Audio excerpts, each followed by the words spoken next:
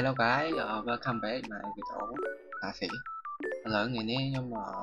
រាប់ពីបាយមួយចំនួនក្នុងក្រុងដែលគ្នាយើងចូលក្រុមអត់រីតែលេងលើកុំព្យូទ័រអញ្ចឹងគ្នាយើងដែលប្រើកុំព្យូទ័រ join server គឺយើងមានបាយមួយចំនួនងាយស្រួលក្នុងការប្រើប្រាស់អ្នកគ្នាចូលមកឲ្យស្មុគស្មាញឲ្យគាត់ញ៉ៃអ្នកគ្នាចូលមកអ្នកគ្នា down script key license របស់ server ដែល server ដាក់នៅ Discord ទៅ add វាចូលនៅក្នុង file 30 ទៅអ្នកគ្នាអាចប្រើ new key នឹងបានទេអូខេអញ្ចឹងឥឡូវខ្ញុំឧទាហរណ៍មើលដូចនេះយើងប្រើ key i ចេញ i មកវានឹងរត់ show inventory ឲ្យនេះ key i អូខេហើយដល់ពេលយើងប្រើ key bind អក្សរ p វានឹងលុតទូរស័ព្ទឲ្យតែយើងបានក្រុងបានចង key bind ហ្នឹងហើយឥឡូវយើងចង់លើកដៃចេះដល់តែដុំអិចនឹងហោវាឲ្យជាប់មកអូខេ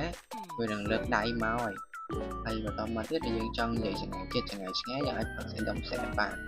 មាន normal មាន short មានអីចឹងទៅយើងនិយាយចម្ងាយចិត្តឆ្ងាយតាមដែលយើងចង់បានហ្នឹងទៅឥឡូវយើងមក set inventory ក៏យើងរៀបចំដែរថាទឹកហ្នឹងយើងរកពីលេខ1ហើយstick ហ្នឹងយើងរកពីលេខ2 phone រកលេខ3 ratio រកលេខ4អញ្ចឹងយើងអាចប្រើ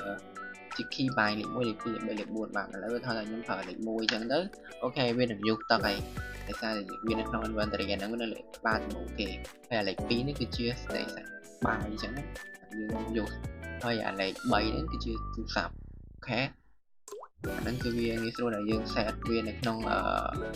inventory របស់យើងដែលខាងយើងបញ្ញាប្រើអញ្ចឹងទៅអញ្ចឹងអ្នកដែលគាត់លេងលើកុំព្យូទ័រគឺខ្លួនប្រើប្រាស់តាមតែហើយលេខ4នេះគឺជា ratio